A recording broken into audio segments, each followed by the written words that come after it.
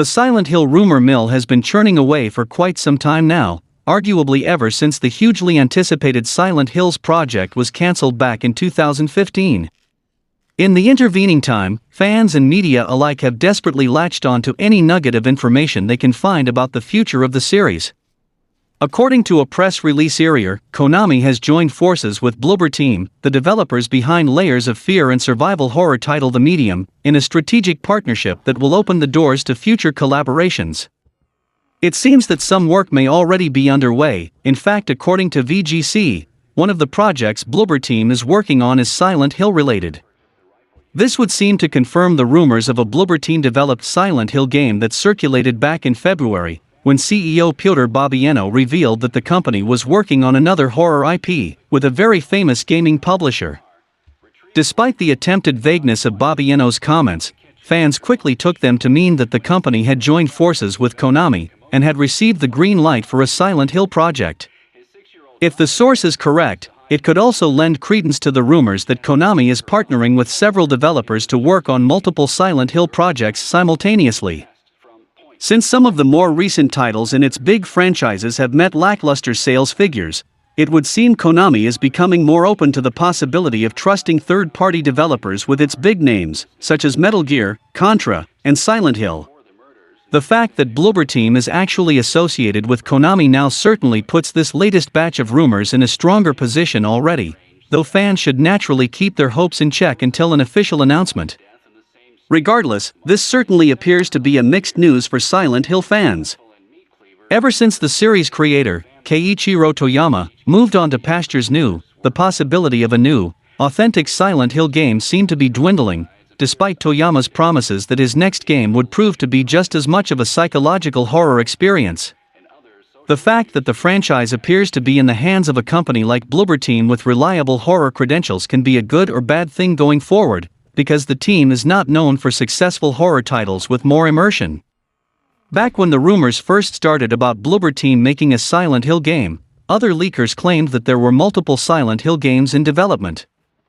Rumors have persisted that Sony is actively working on a Silent Hill PS5 exclusive game with Konami, which was expected to be revealed last year. 2020 came and went with no new Silent Hill game announcement, but that doesn't mean that the game isn't in development. However, if the rumors are to be believed, that will be changing in the very near future. While Sony skipped E3 2021, the company will have a presentation coming sooner rather than later, maybe this week or in a few weeks. Konami, as previously mentioned, has a rocky relationship with its fans due to canceling Silent Hills. If the rumors are true and Bloober Team is working on multiple Silent Hill games, this could mean it might be a very rushed process. If more than 2 games are in the works, it could mean the studio plans to churn out Silent Hill content, which would likely hinder the quality of the final product. It is still completely unknown what the actual project Konami and Bloober Team partnered up to create. Though there are comments from Babieno saying fans will be excited once the announcement is made, it does not guarantee that there are any Silent Hill games in the work. It could be a totally new IP. Whichever way fans decide to look at it, they are probably waiting with bated breath to know what has been going on behind closed doors. Moving forward, we have the latest interview news from Todd Howard and Phil Spencer. It has been over 3 years since the reveal of The Elder Scrolls 6 at E3 2018, yet fans still don't have another trailer to watch. Instead, hopeful players cling on to rumors, theories, and the occasional interview with someone in the industry. Recently, Todd Howard himself gave a small update about the game in an interview with The Telegraph, confirming the game's development status and a few new details about it that we didn't know. Unfortunately, this news wasn't necessarily the greatest, and we now feel even more certain that we won't see the next Elder Scrolls game for years to come. Howard's interview comments were as much about The Elder Scrolls 6 as they were about Starfield, another upcoming Bethesda game. Both were revealed at the same time at E3 2018, but Starfield earned a spot at E3 this year. Many fans don't think development will begin in earnest The Elder Scrolls 6 until after Starfield is finished.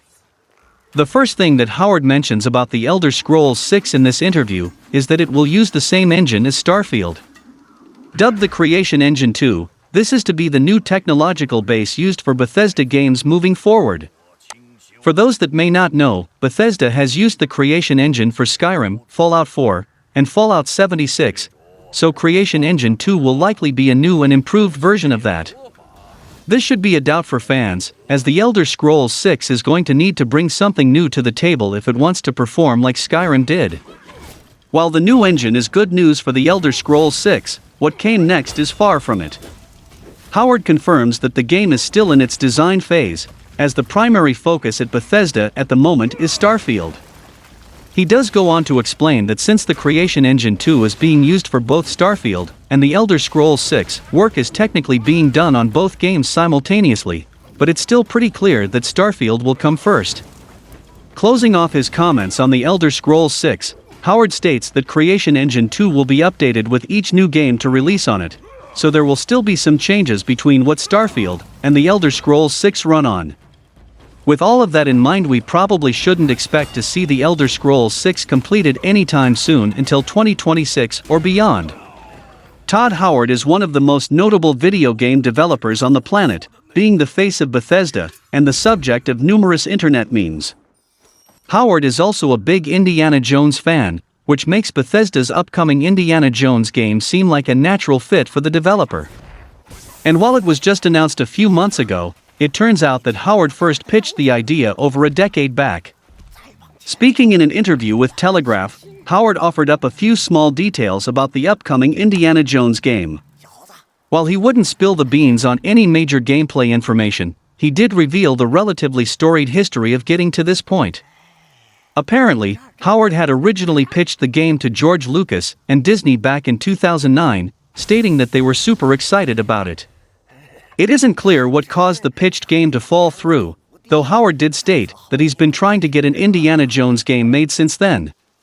Howard goes on to state that Machine Games, the developer behind the upcoming Indiana Jones game, is doing a phenomenal job on the project, and that it's the best developer to handle such a title. Machine Games is most notable for its work on the recent Wolfenstein games, which have mostly launched to critical acclaim. Machine Games' experience with Nazi-blasting narratives should translate nicely to an Indiana Jones project, even if Indiana Jones tends to be a bit more family-friendly than what Wolfenstein typically does. There's been next to no information about what the game will entail, as the first Indiana Jones teaser is all fans have really seen, so it's impossible to pin down just what Machine Games is going for with the project. Bethesda's current roster of games is good, but the release windows for some of its upcoming projects are a bit confusing. Elsewhere in the interview, Howard stated that Elder Scrolls 6 is still in its design phase, which means the game is still years off. There's also the question of when the Indiana Jones game will release, and what the future of the Fallout franchise looks like. Now that Microsoft owns Bethesda, the studio might get the resources it needs to accelerate development, but it's difficult to say how it will affect things. With E3 2021 bearing few updates for Bethesda's big projects, it might be some time before fans learn anything significant. Starfield's release date is over a year away, and that's seemingly the next major title coming from the company. Where Machine Games' Indiana Jones game will fall is a puzzle, but an interesting one. If any gaming franchise could be considered Microsoft's darling, it's probably Halo. When the company first decided to break into the gaming scene, big names at Microsoft spent tons of time laboring over the design and function of the first Xbox, but they also knew that it needed an incredible launch game. Luckily, Microsoft chose developer Bungie, whose innovative first-person shooter Halo Combat Evolved helped early Xbox units fly off the shelves. Years later, the newest entry in the famous franchise, Halo Infinite, is poised to release during 2021's holiday season. Halo Infinite is bringing with it new features to try and impress the series' loyal fanbase, but it doesn't.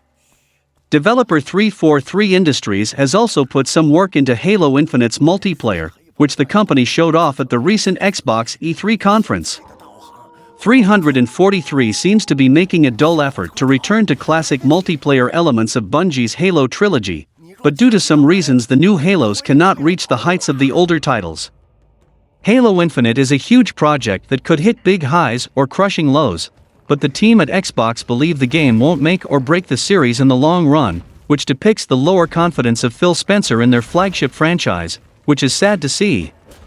It is one of the highest-grossing media franchises of all time, and the series has sold over 81 million game copies as of February 2021. While there have been some growing pains for 343 after taking over from Bungie, the company did not find any solid ground with the Master Chief Collection, which combines 6 different games into one experience. 343 is also drawing from more than just the original trilogy for inspired Halo Infinite content, as the game's first season will be based on Halo Reach. Microsoft knows that millions of people will be playing Halo Infinite when it launches. Spencer points out that even if the game is well received, there will likely still be areas that fans will feel need improvement, and that is just the nature of being in the entertainment business. Halo Infinite will continue the franchise's trend and come out as an Xbox console exclusive, and if its performance is in any way related to Microsoft's confidence, it has a less chance of performing well, and it is also said that the game will be supported for at least 10 years. Moving forward, we have a latest news from the Gears of War developer The Coalition. As those wanting some insight into what The Coalition, the Microsoft Games studio team responsible for modern Gears of War, could be working on next now have an event to look forward to. The schedule for GDC 2021, which runs between July 19th and 23rd, has revealed a planned event from the Coalition. During the event, titled Unlocking Artist Potential, 2 of the Coalition's directors will share a brand new Unreal Engine 5 technical demo named Alpha Point. Alpha Point, according to the GDC 2021 website's description of the Coalition's panel, is a technical demo built on Xbox Series X to internally evaluate UE5. To be clear, it's all but certain to be unrelated to the Coalition's next project. However, it could provide a look into some of the technology and visuals that the Coalition could be striving to achieve with its next project. To be more specific, the Coalition says that it's going to focus on the inner workings of UE5's new visual systems, assumedly compared to UE4. Systems that will be featured in the Alpha Point demo include Nanite, UE5's new virtualized geometry system, Lumen, UE5's global illumination and reflection system, Megascans, a library of photorealistic content, and MetaHumans, a tool for creating fully rigged humans in high fidelity. Suffice to say, the Coalition will be showcasing what it's been able to do with UE5's most cutting-edge additions. This isn't a small team at the Coalition doing a presentation either. It'll be hosted by the Coalition's Studio Technical Art Director, Colin Pentei, and Studio Technical Director, Kate Rayner. There's clearly been a significant investment made into exploring the potential of Unreal Engine 5 at the Coalition, and the team being willing to share some of its experience is fortuitous. The Coalition's most recent projects were the AAA shooter Gears 5, originally released on both PC and Xbox One, as well as the spin-off Gears Tactics game, originally released on PC, but now available on Xbox One and Xbox Series X and S. Reports since have hinted that the Coalition's working with 343 Industries to get Halo Infinite out the door, but that it also has both Gears 6 and a third project, potentially a new IP, in the works. The Coalition's Unlocking Artist Potential GDC 2021 event will be on July 20th, and will run from 1:20 to 2:20. This is an official GDC 2021 event, and so is unlikely to be broadcast to the public. That means Alpha Point may only be watchable for GDC 2021 pass owners, which start at around $249. Hopefully, the Coalition will choose to share the event and the Alpha Point demo with the public through one means or another. Microsoft's recent E3 showcase was filled with information on new games slated to launch on PC and Xbox Series X in the future, including Arcane's new vampire game Redfall, Avalanche's upcoming co-op title Contraband, and Bethesda Game Studios' first Xbox console exclusive, Starfield. While it seemed many Xbox One players would sadly be omitted from jumping into this lineup, a new update in an Xbox Wire article has revealed that might not be the case. Speaking on the Microsoft and Bethesda showcase, the official Xbox website's piece clarifies that players will eventually be able to stream next-gen titles onto their Xbox One. We are looking forward to sharing more about how we will bring many of these next-gen games, such as Microsoft Flight Simulator, to your console through Xbox Cloud Gaming, the statement reads. Xbox doesn't expand on the comment, however. It hints streaming is a major part of its plans going forward. It also confirms that Microsoft Flight Simulator will be coming to Xbox One via cloud gaming following its port to Xbox Series X later this year. Xbox Cloud Gaming has been slowly, but surely expanding in previous months, joining iOS and implementing touch controls into more games back in April. In terms of the latter, several games can now be played from a mobile device without the need for a controller, including Gears 5, Sea of Thieves, Minecraft Dungeons, Dragon Quest XI, Echoes of an Elusive Age, Hellblade: Senua's Sacrifice, and Spiritfarer. It'll be interesting to see how the service expands as Microsoft begins moving away from beta in the coming months. But the mobile market is different from the console market. If Xbox moves full and on through the cloud, it could be a double-edged sword. Cloud is a growing technology, but developers should focus making quality experiences for gamers rather than focusing on quantity, and mainly keeping people in subscription services. Speaking of subscription services, some indie developers tend to bash PlayStation when there is a good news we get from PlayStation. An indie game developer came yesterday and said that PlayStation does very little to help indie devs see positive results on what they release through the console. So little, in fact, that Ian can't find a reason to continue publishing through them. Also, a new report published by Push Square relays how many of others share his same complaints, as well as the mentality of whether it's even worth it putting the time and energy into making PlayStation ports for their games, as they apparently don't see anywhere near the same success on the console as they do on other gaming systems, like Xbox and PC, which is a fake built-up news. First of all, if you need to promote your game in front of the banner, you need to pay some money to advertise them, and put it on the spotlight. You simply cannot get promoted for free because there are tens of thousands of games on the PlayStation Store. This applies to all console companies, Steam and others. If PlayStation did not promote him, that's because he did not meet some quality parameters of them. We can take Housemarque as an example. They worked with PlayStation for years, from being an indie developer making arcade games, to big AAA blockbusters like Returnal. This is why PlayStation is the market leader, because of the quality of their game. Simply complaining and promoting another service will not change the fact. They have been promoting games like Kena Bridge of Spirits, Saifu, Little Dvale Inside, Oddworld and others, and also multiplats sell better on PlayStation. For example, the latest UK sales charts for many multiplat games have been great on the side of PlayStation, and also the reviews, because it provides extra next-gen features. So, spreading these misleading information doesn't make any sense to me, and also instead of complaining, he should make better quality games. This is no disrespect to indie devs, but sometimes even if it is big games, sometimes it would not hit the mark. No matter how small you are or how small your game is, if there is quality and good promotion, it will reach its mark. All you have to do is put the effort and make the appeal to the fans. Up next we have an interesting topics to discuss about Naughty Dog and The Last of Us Part 2. With over 2,000 developers and an estimated $100 million budget, we had a right to expect high production values from The Last of Us 2. While opinions naturally vary, the award-winning game succeeded in offering impressive graphical fidelity. Naughty Dog was so committed it overhauled part of its rendering software to make sure one detail was precisely perfect. The Last of Us 2 technical art director Waylon Brink and technical artist Stephen Tang gave a presentation at a graphics conference earlier this year. They talked about the intense work that went into rendering the characters' eyes. As the old saying goes, the eyes are the windows to the soul, and eye contact is indeed a significant part of human communication. For those reasons, Naughty Dog worked hard to make The Last of Us 2 characters' eyes as realistic as possible. After all, time and money spent on hair animation and skin textures don't count for much if characters are staring creepily at the player with glassy eyes. This proved to be a significant undertaking, as the studio had to completely overhaul the software used to render characters' eyes.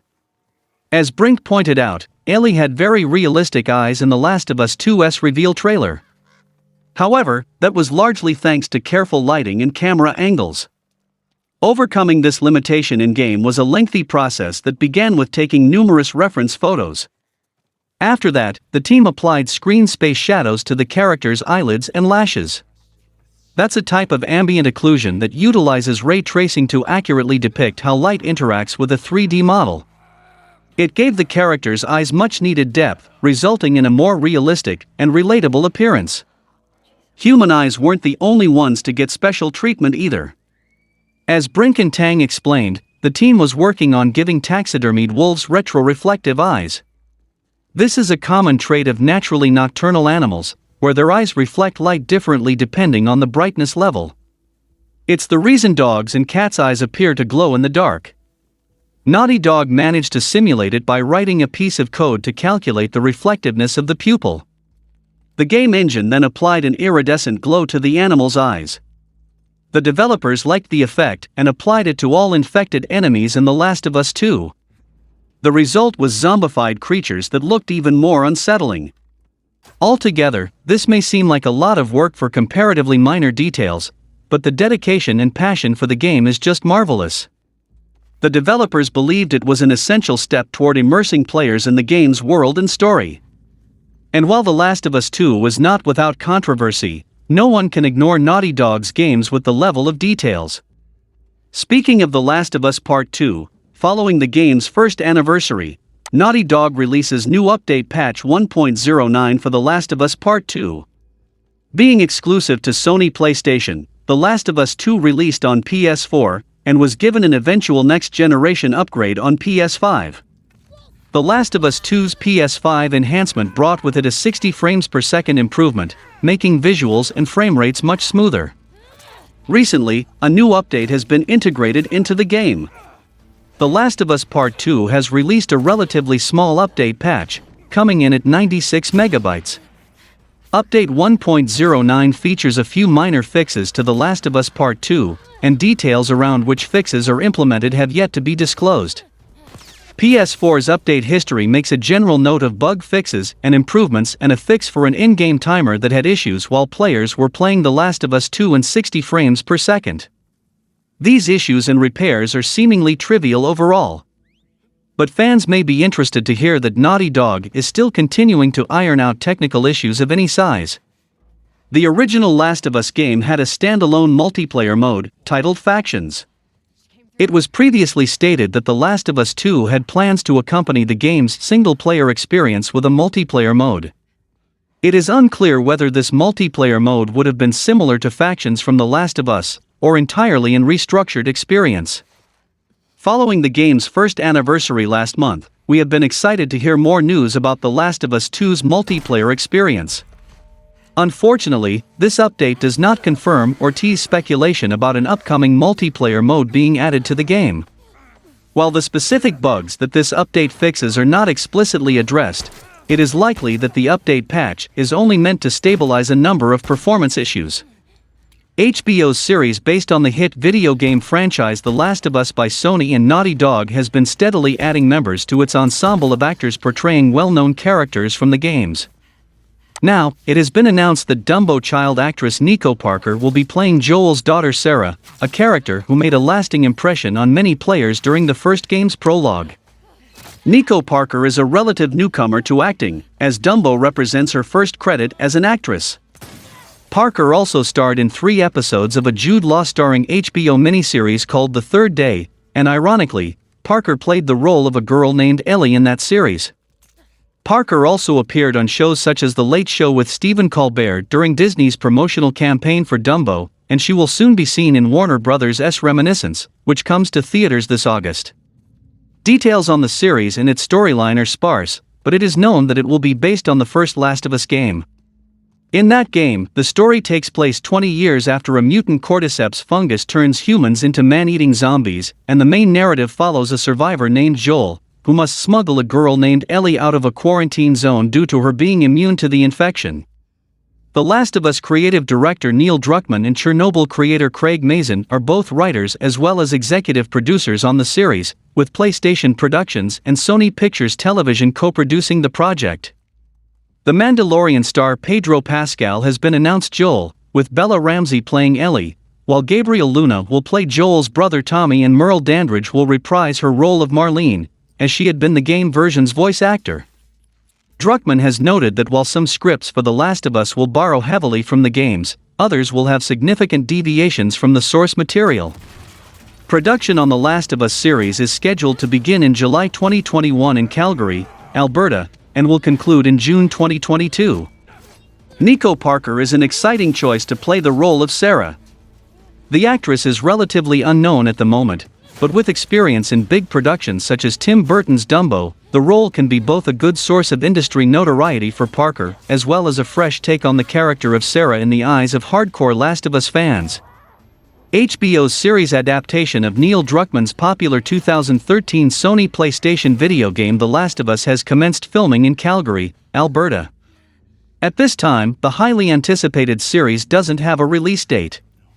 Written by Druckmann and Chernobyl creator Craig Mazin, The Last of Us will follow Pedro Pascal's Joel and Bella Ramsey's 14-year-old Ellie as they journey across the post-apocalyptic United States.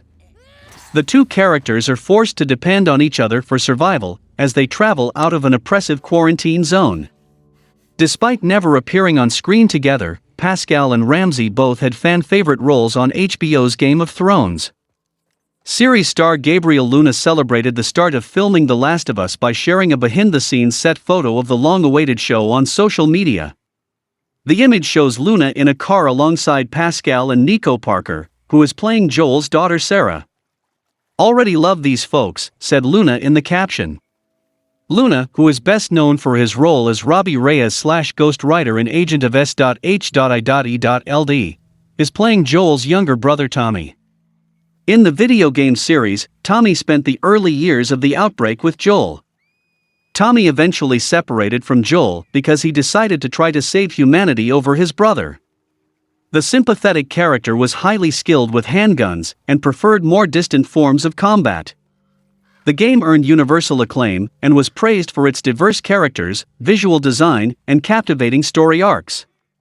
The Last of Us Part 2 was released last June and sold over 4 million copies worldwide in just 3 days. It was awarded Game of the Year and ended up breaking numerous PlayStation grossing records and became the most awarded game of all time until now. Mazin teased that the adaptation will enhance and not undo the last of US game story. The Last of Us is one of several video game adaptations in the works. Druckmann's other best-selling video game franchise, Uncharted, is expected to premiere a feature film in theaters in February of 2022. Directed by Ruben Fleischer, Venom, Uncharted stars Tom Holland as Nathan Drake and Mark Wahlberg as Drake's mentor Victor Sully Sullivan. The film is a prequel to the game series and will center on a younger version of Drake. In the game series, Drake and his team traveled the globe for coveted lost treasure. Meanwhile, Eli Roth's film adaptation of the Borderlands franchise started production in April. The blockbuster will follow an outlaw who attempts to find a missing girl on her home planet of Pandora.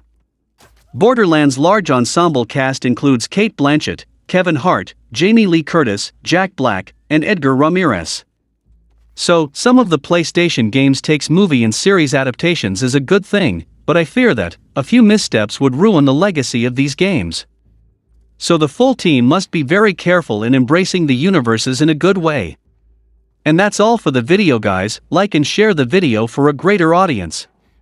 Comment your thoughts on the topics, and if you want to contribute for the growth of the channel, the link to my PayPal in the video's description and in the channel banner.